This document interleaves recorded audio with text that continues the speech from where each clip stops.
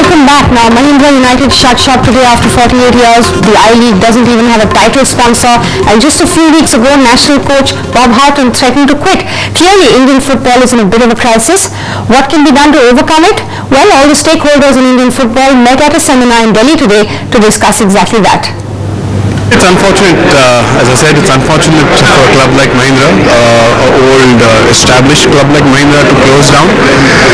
Well, I wouldn't say it's a failure of I-League. If it were a failure of I-League, then I-League would have closed down, not a club. The CEO might want to deny it, but the fact is that the I-League has been a failure since its inception in 2007. No recognition, no popularity, and hardly any media coverage. So how does one popularize football in a cricket-crazy nation? That's exactly what these gentlemen discussed at a football forum in the capital. For many, Indian football needs the magic touch that only one man can provide. If Lalit has time, I think he should come and have a look at this. So clearly it's the IPL model that the stakeholders want to follow. If the launch of this Manchester United cafe is anything to go by, European and English football have a big market in urban India.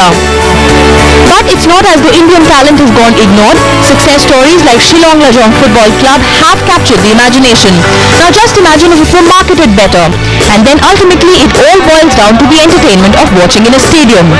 The BCCI has worked with the franchises and with individual state associations to create and upgrade stadiums which offer that fan experience. So today people want to go in and watch the matches in a stadium because they know they're watching high quality match in a great environment. And I think football can learn from some of these experiences. I'm not saying everything can be replicated. It's going to take a lot of time, finance and initiative to make the I-League anything close to the IPL.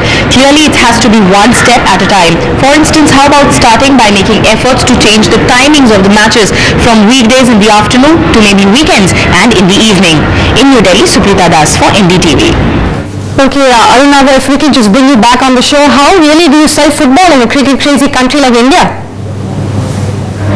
It's the first instance is, I think, very, very difficult. I think, but I think India should learn that it shouldn't be a one sport-centric country. I think other models, I think South Africa itself, they follow three sports. They follow football, they follow rugby, they follow cricket. I think Australia is the other one as a very good example where football has come up over the last decade, where they also have their own indigenous sports. So I think India, as big as it is, I think should be able to follow 3-4 sports. It shouldn't just be cricket or it shouldn't just be football. There could be hockey. I think tennis has always been very successful in India, and it will be interesting to see how Formula 1 develops in the next few years.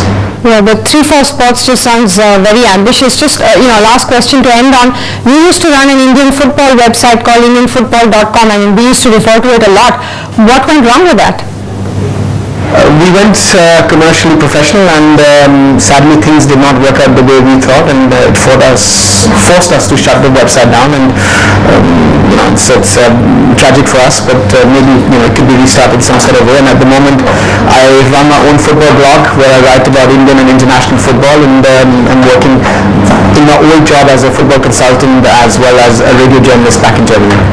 Well, Arunava, thank you so much for joining us. I know certainly 5 or 6 people on our sports desk are going to be rushing to check that blog out. All the very best, and we hope to have you back on our show. Moving on.